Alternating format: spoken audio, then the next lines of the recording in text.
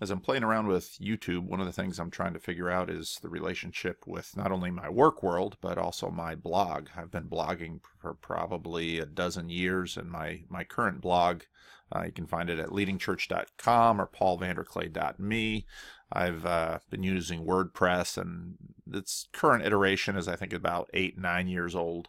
The picture I took from a trip to Zion National Park, which is a terrific thing, and so part of what I was considering was touching on some of the things I touch on in my blog. I usually use my blog to throw up a lot of just links I want to keep. Sometimes it's even just a place to store links that I can get to. I've always used my blog as kind of a preacher's file cabinet. You'll find amazingly diverse things on my blog because I'm not promoting things when I post them on my blog. I'm just noting that I read them so I can find them again. And so you'll find all kinds of stuff. And sometimes people read my blog and say, well, are you promoting this? Are you promoting that? And I'm not necessarily promoting any of it. If I have a comment to make on it, I'll make the comment. But usually I just throw up a link because I find the link interesting or helpful or annoying or enraging or beloved. And so that's kind of how I use my blog.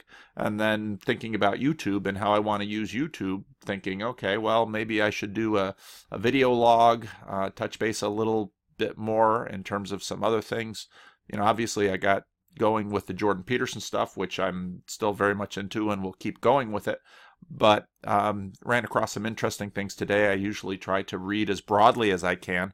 I like to read from different, across the political spectrum, across the social spectrum, because I'm high in openness, and so I like to read a lot of different things, and that all gets, you know, streamed into my head as I process all the stuff that I stream. So a couple of things that I read today that I thought were noteworthy. Andrew Sullivan, I've been reading for years. He was The Daily Dish, a terrific blogger.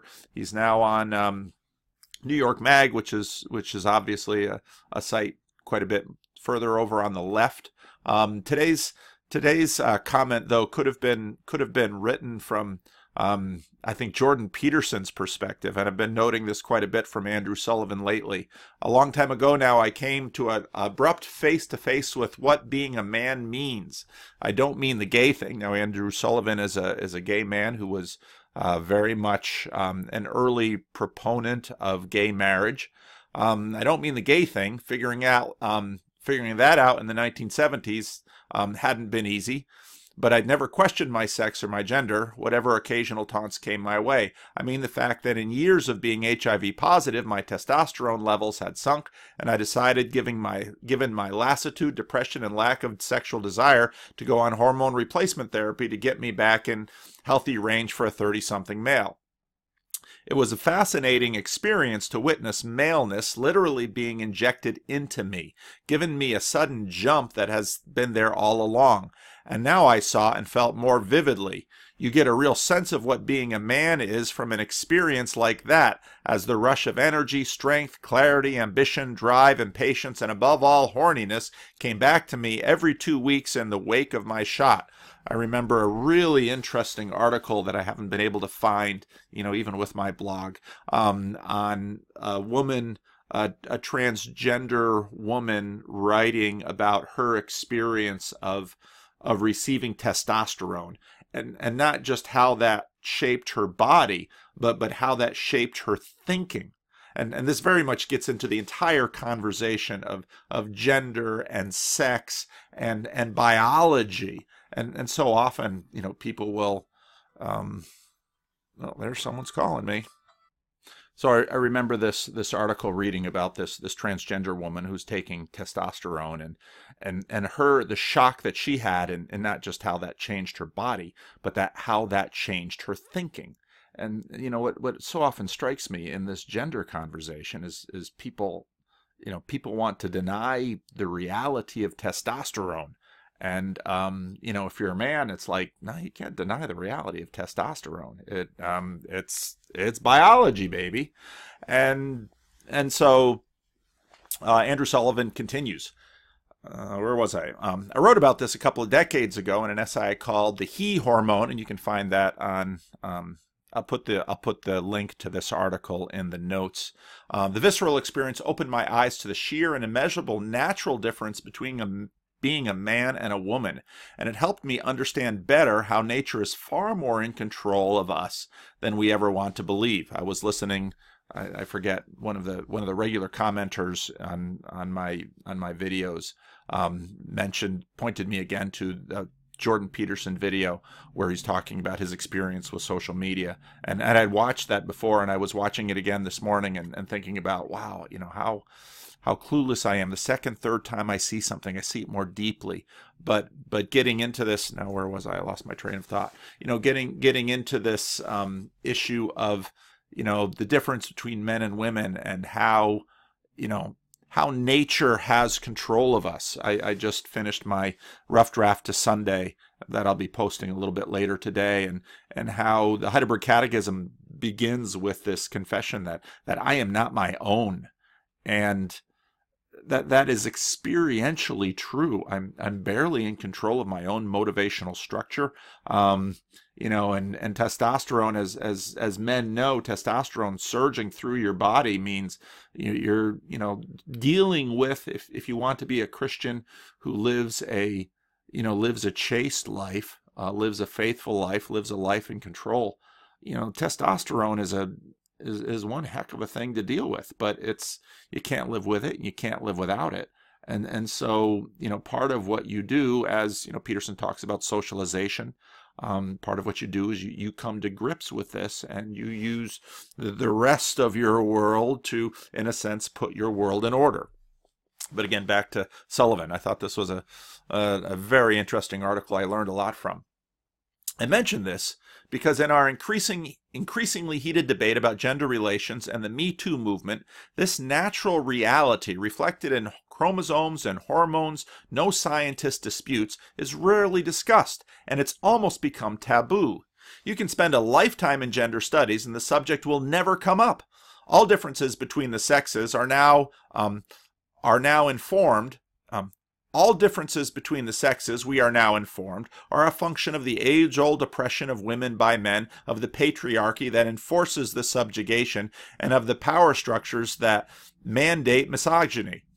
All differences between the genders, we are told, are a function not of nature, but of sexism. In fact, we are now informed of the latest generation of feminists, following the theories of Michel Foucault, which, if you listen to Peterson in that Wisconsin talk, was pretty rough on, that nature itself is a social construction designed by men to oppress women. It doesn't actually exist. It's merely another tool of male power and must be resisted. And now this is where I think Sullivan adds something new.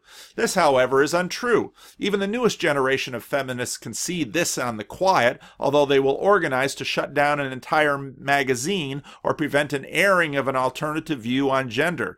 They are not currently campaigning to shut down Planet Earth series, because it reveals that in almost every species, male and females behave differently, very differently, and there appears to be no patriarchy in place to bring this about at all. In other words, male lions, female lions, male chimps, female chimps, there's no patriarchy, and if you're going to find patriarchy there, baby, it wasn't made by us. And this, again, is a point Peterson makes over and over and over again. They know enough to not push their arguments into places where it seems to be quite obviously ridiculous, but it is strikingly obvious that for today's progressives, humans are the sole species on the planet where gender differentiation has no clear basis in nature, science, evolution, or biology. This is where they are hostile to Darwin as any creationist. And this is stupid, Sullivan says. Again, I'm just reading Sullivan here. The alternative explanation, that these core natural differences between men and women have been supplanted by centuries of conscious oppression, is staring us in the face.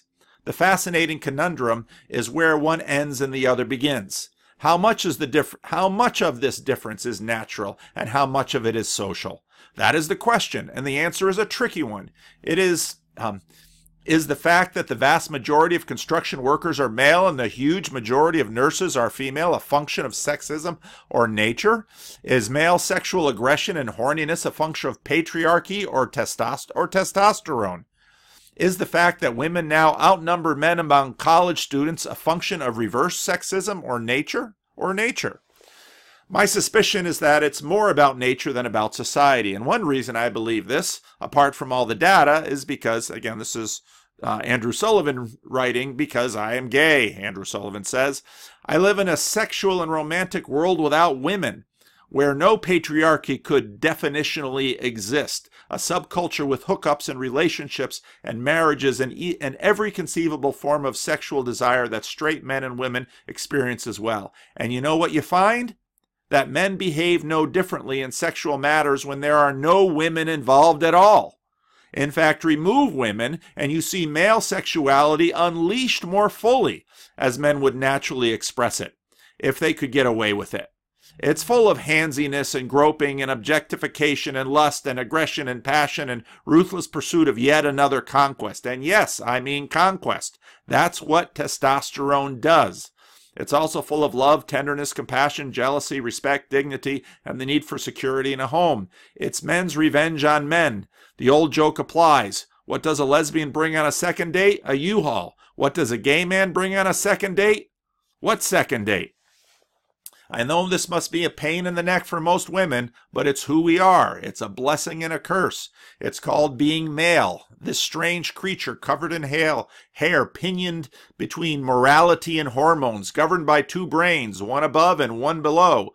We can and should be restrained, tamed, kept under control, but nature will not be eradicated, and when left feminism denies nature's power, ignores testosterone, and sees all this behavior as a function entirely of structural patriarchal oppression, it is going to overreach. It is going to misunderstand. It is going to alienate a lot of people.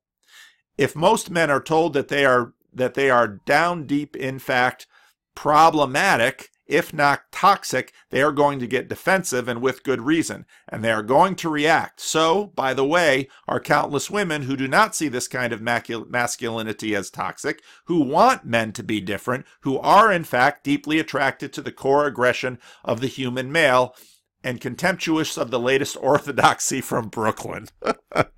From Brooklyn. I grew up in Patterson, not far from New York City. So anyway, again, I wanted to share that Andrew Sullivan piece, and I would say, well, why do you read it? Why don't you just link it? Well, again, I'm exploring the YouTube format, and if I just say, oh, here's this good article, go read it, you're not going to read it. You might sit there and listen to me read it, even if I don't read it particularly well. But I thought it was a fascinating piece, and I thought Andrew Sullivan sounded very Jordan Peterson in this. And so if you're interested in it, I'll put the link in the notes, and let me know what you think more of a vlog format. And if you want to hear more articles that I find interesting or perceptive, leave a note in the comment section, and that'll help me figure out what you all find helpful. So thanks for watching.